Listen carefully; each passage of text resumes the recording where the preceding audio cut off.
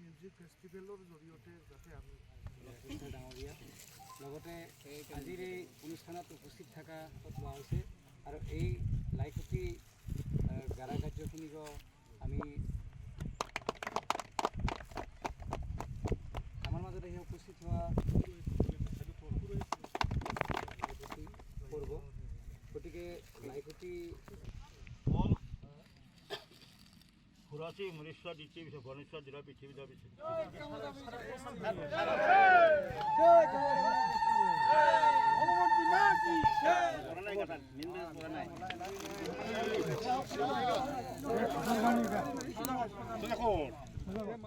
তো আজি আমি যিটো পেণ্ডেলৰ মেইন পেণ্ডেলৰ লাইখুটা এই লাইখুটাখন আমি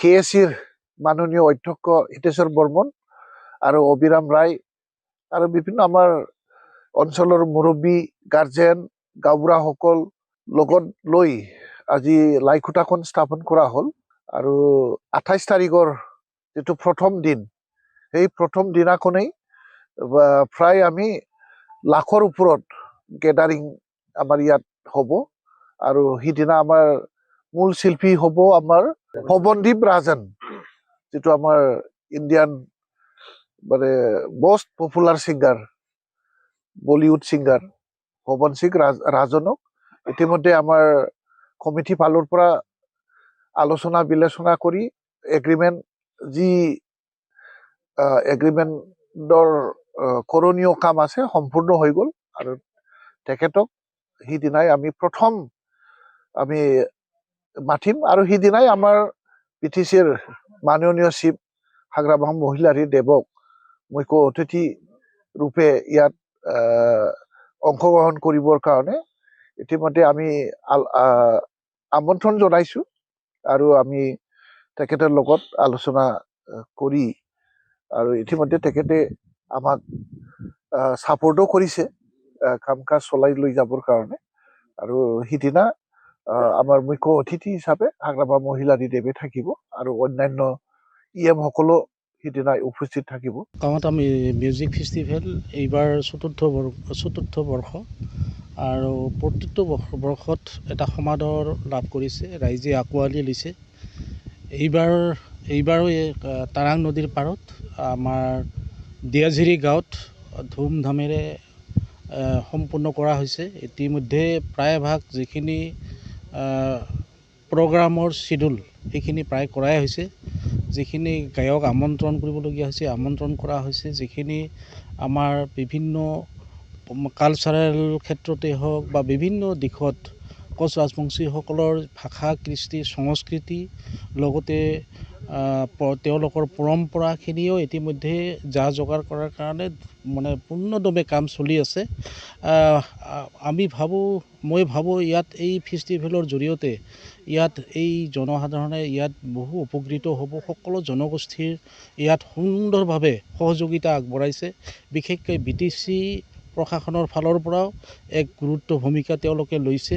এই ফেষ্টিভেলত তেওঁলোকে আগ্ৰহ প্ৰকাশ কৰিছে আৰু সুন্দৰকৈ পতাৰ কাৰণে তেওঁলোকৰ যি কৰণীয় কাম সেইখিনি কৰিম বুলি ইতিমধ্যে তেওঁলোকে ব্যক্ত কৰিছে। আৰু ইয়াৰ থকা আশে পাশে থকা বিভিন্ন জাতি ধৰ্ম ভাষা ভাষী সকলোৱে এই কমিটিৰ লগত জড়িত হৈ আছে। মই ভাবোঁ এই কামতা ফেষ্টিভেল সুন্দৰ হ'ব আৰু ইয়াত যথেষ্ট মানুহ সমাগম হ'ব। ইতিমধ্যে আমাৰ ইণ্ডিয়ান আইডল যি নাম কৰি এতিয়া বৰ্তমান ভাৰতত এটা মানে খুব জনপ্ৰিয় সুনাম গায়ক পৱনদীপ ইতিমধ্যে তেওঁক মানে যোগাযোগ কৰা মাত্ৰ নহয়, ইতিমধ্যে চুক্তি সম্পূৰ্ণ কৰা হ'ল। তেওঁ আহিব 28 তাৰিখে তেওঁ ইয়াত আহি পাব। ঠিক তেনেকৈ নাহিদত আহিব। ঠিক তেনেকৈ অসমৰ নামী দামী প্ৰায়ভাগ গায়ক ইতিমধ্যে চুক্তিবদ্ধ কৰা হৈছে। আৰু ইয়াত থকা বিভিন্ন ধৰণৰ আমাৰ মূল লক্ষ্য হ'ল আমি কামতা ফেষ্টিভেলৰ মূল লক্ষ্য হ'ল কোচ ৰাজবংশীসকল কৃষ্টি সংস্কৃতি আৰু আমাৰ যিখিনি পৰম্পৰা আমাৰ যিখিনি লোকাচাৰ সেইখিনি প্ৰদৰ্শন কৰাৰ কাৰণে আমি এক গুৰুত্ব ভূমিকা লৈছোঁ। লগতে কোচ ৰাজবংশীসকলৰ আমি যে ইণ্ডিজিনিয়াছ ট্ৰাইবেল পিপুল হয়, এই ট্ৰাইবেল পিপুল যে আমি কোচ ৰাজবংশীসকল তাৰ কাৰণে আমাৰ যিখিনি খাদ্যৰ সম্ভাৰ সেই খাদ্যৰ সম্ভাৰখিনিও আমি জুতি লগাকৈ আমাৰ কোচ ৰাজবংশীসকলৰ খাদ্যক কেনেকৈ আমি ৰাইজৰ আগত দাঙি ধৰিব পৰা যায় তাৰ কাৰণে আমি এটা ব্যৱস্থা লৈছোঁ।